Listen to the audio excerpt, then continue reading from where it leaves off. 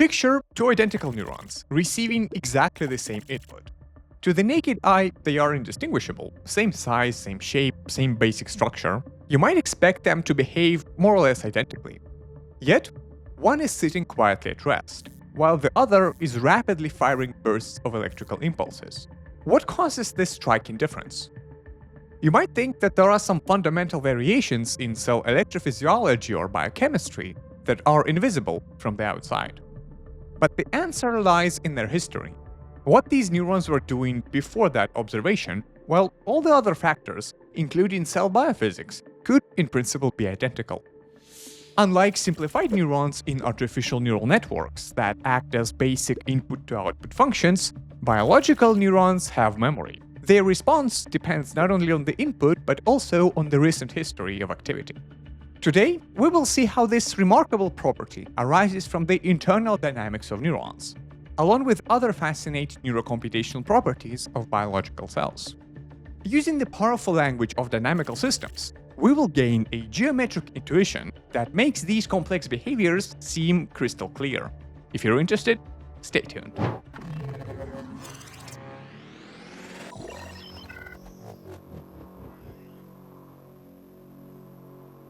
Let's start by modeling a single neuron. In the previous video, we explored the Hodgkin-Huxley model, a complete biophysical description of neurons' electrical properties. If you haven't seen it, I highly recommend watching it first, as it will be our starting point today. But here's a quick recap. A neuron's electrical behavior is governed by four differential equations that track how key parameters, or state variables, change over time.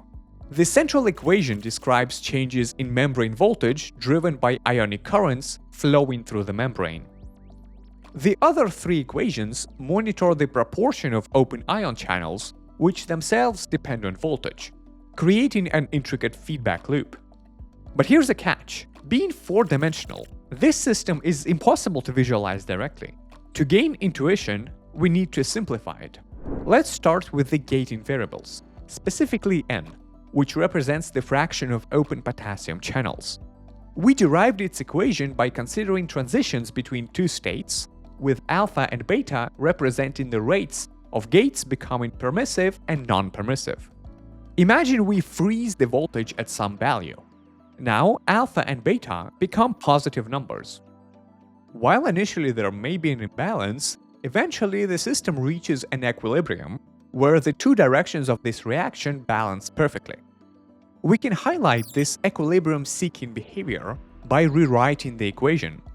After expanding and rearranging terms, we get the following. This is mathematically identical, but the interpretation of constants is a bit different. Here, n infinity represents the equilibrium value, the fraction of open channels at a given voltage when the dust settles and both sides reach their stable balance. And tau is the time constant, telling us how quickly that equilibrium is reached. Think of it like this. If too many channels are open, which means that m is greater than n infinity, the negative rate of change closes them until reaching an equilibrium. If too few are open, the positive rate drives them up. The smaller the tau, the faster this process happens. A key insight emerges when we compare time constants across gating variables. The m gates are lightning fast compared to n and h.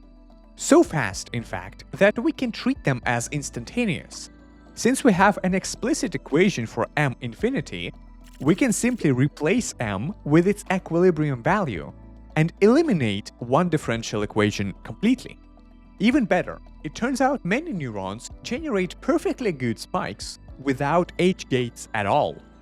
Their potassium currents alone can counteract sodium and restore the resting state without the inactivation gate. So by removing H, we are left with just the two coupled equations, one for voltage and one for potassium gates. This simplification opens up a powerful visualization tool called the phase space. Imagine a landscape of moving water, where each point represents a possible state of our neuron, voltage on one axis and potassium channels on another. The differential equations act as the laws of fluid dynamics, creating currents and eddies in this space.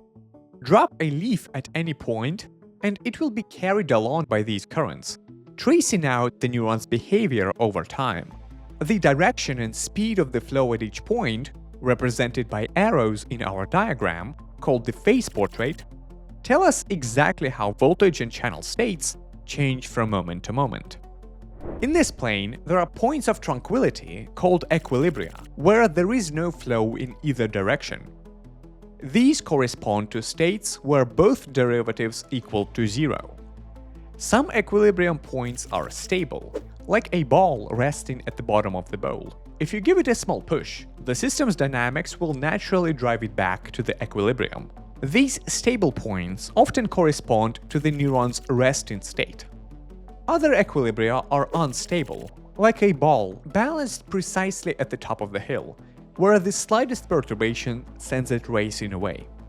To understand how these equilibria arise, let's examine special curves, called null lines, regions of the phase space where just one variable remains constant. The voltage null line shows all states where voltage remains steady, where inward and outward currents perfectly balance. Along this curve, our arrows point either straight up or straight down, as only the gating variable continues to change. Similarly, the end null line reveals where the fraction of open potassium channels stays fixed, with arrows pointing purely horizontally. Where these null lines intersect, we find equilibrium points. Finally, let's clarify what we mean by injecting current into the neuron. Any external input, whether applied through an electrode or received from other neurons, is simply another source of ionic current flowing through the membrane. We can incorporate it into the voltage equation as an additional term alongside other currents. When we adjust the input current, it shifts the V null line up or down in our phase portrait, altering the system's dynamics. If you find it uncomfortable and biologically unrealistic to reason about what applying a current to a neuron means, you can think of it as a kind of ion channels whose conductance depends on an external factor, such as a concentration of neuromodulator molecules floating around in extracellular space, resulting in persistent current. Then, the concentration of this hypothetical neuromodulator is a knob that we can turn, controlling the level of excitation supplied to a neuron. While a persistent current does change the phase portrait, throughout the video, we will also think about transient perturbations, which can be visualized as brief, instantaneous in fact, pulse-like currents, which just push the system's state horizontally without affecting the phase portrait. With that mathematical framework at hand, let's try to map concepts from the phase space to neural behavior. In their default state, neurons sit quietly at a stable equilibrium point, their resting potential, where small perturbations from this equilibrium are quickly dampened out. Give the neuron a tiny push and it will return to rest. The fundamental property of neurons is their excitability. If you push the voltage beyond a certain threshold, something dramatic happens. The neuron generates an action potential. This isn't just a simple return to rest as before. It's a large, stereotypical excursion through the phase space. Where the voltage rises explosively, potassium channels activate, bringing the voltage down, and the system eventually resets. Excitability means that larger perturbations are not dampened, they are amplified by the system's internal dynamics. But it could be that the trajectory doesn't stop at the resting state after completing one spike. Instead, there are certain regimes, typically observed with the sustained input current being sufficiently large, when the neuron fires repetitively.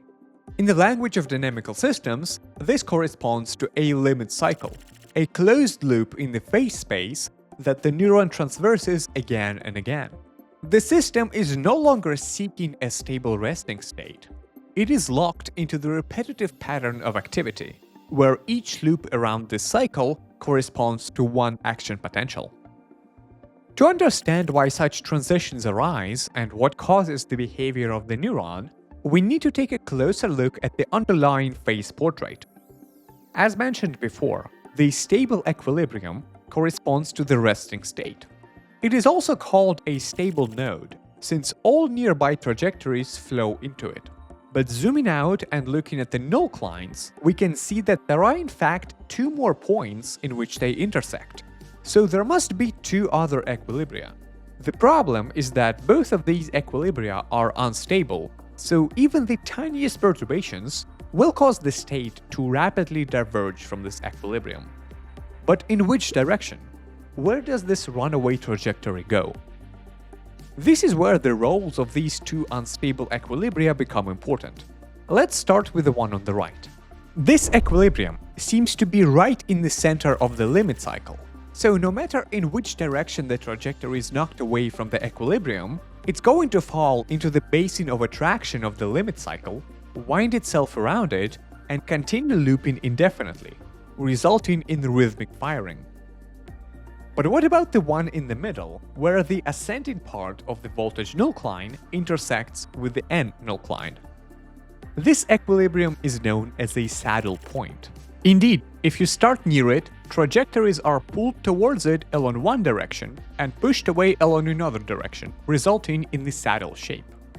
There is a special curve in the phase plane called the separatrix, which actually converges to the equilibrium if you follow it perfectly.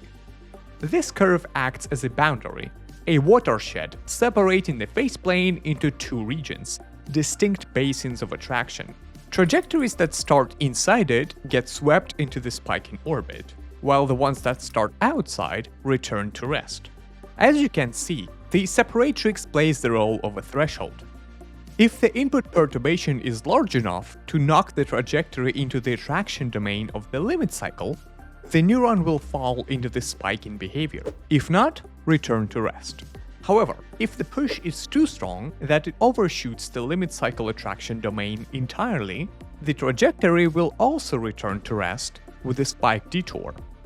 There is thus a sweet spot for perturbation amplitude to switch the neuron into persistent firing. You may have noticed an interesting duality in neuronal responses.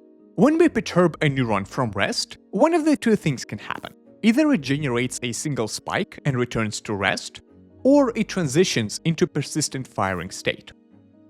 This behavior depends crucially on where the limit cycle is located in the phase space and how it interacts with the separatrix.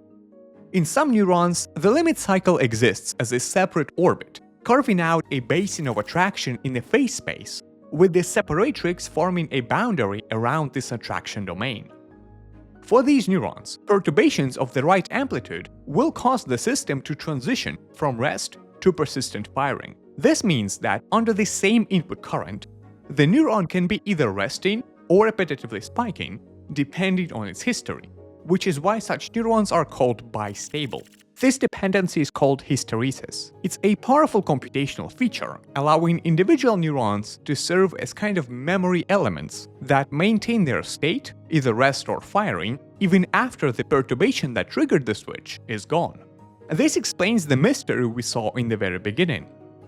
Other neurons, however, which we call monostable, have their biophysical parameters tuned in such a way that the limit cycle intersects with the stable equilibrium. In these neurons, even when a perturbation is strong enough to trigger a spike, the trajectory inevitably returns to rest, because any would-be spiking orbit must pass through the stable equilibrium.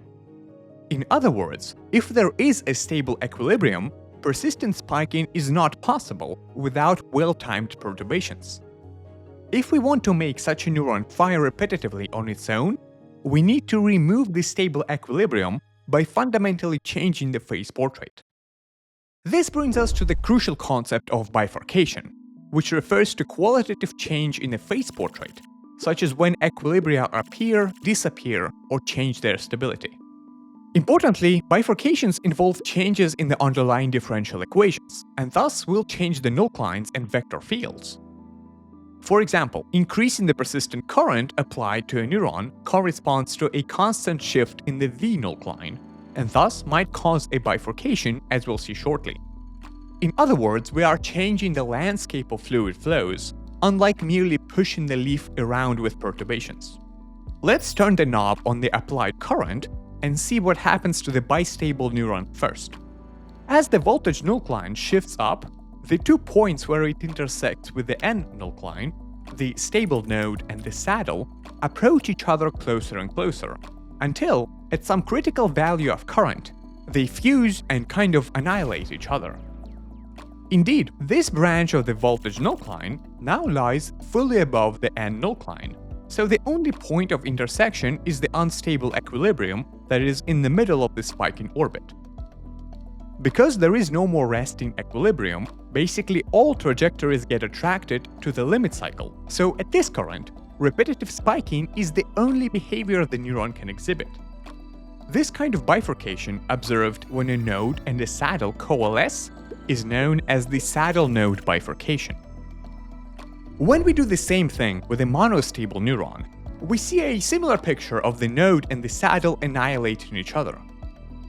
Because there is no more stable equilibrium getting in the way of the limit cycle, this neuron can now start to fire persistently. This bifurcation is a special and important case of the saddle-node bifurcation, called saddle-node on invariant circle, or SNCC for short, to emphasize that the bifurcation is happening on the cycling orbit, waiting to break loose. While we just saw how a saddle-node bifurcation can lead to repetitive firing, there is another excitability route that neurons can take, one that is accompanied by drastically different behavior. Let's look at a neuron with a slightly different biophysics of potassium channels, which tend to open at lower voltages. In this neuron, the N null line is shifted to the left, so now the voltage null line intersects it only at 1 point instead of 3. This means that our phase portrait has just one equilibrium. In the absence of input current, that equilibrium is stable and corresponds to the resting state. Now, as we increase the current, this equilibrium slides along the N null line until, at a critical point, it undergoes a qualitative change, switching from stable to unstable. Such bifurcations, where a single equilibrium suddenly changes stability rather than colliding with another equilibrium, are called Andronov-Hopf bifurcations. These come in 2 flavors: subcritical and supercritical. In the supercritical case, when input current is low and the equilibrium is stable, all trajectories eventually converge to rest. However, the dynamics are not simply linear. Certain perturbations get amplified, causing the system to take a spike-shaped detour before returning to rest. Importantly though, these are not stereotyped all or none action potentials we saw previously. Their shape and amplitude depends on the perturbation size. Some might look like full spikes, while others are more like half spikes of smaller amplitude. This happens because there is no unique spike in orbit, but rather multiple possible detour trajectories. Like neurons with SNCC bifurcations, these neurons are monostable. There is no separate stable orbit of repetitive firing, and while the stable equilibrium exists, the neuron can only generate individual spikes in response to strong perturbations. As we increase the input current past the bifurcation point, the equilibrium becomes unstable, and a small limit cycle emerges around it. Now all trajectories converge to this orbit. Large perturbations might cause temporary excursions, but the system always returns to these uniform oscillations.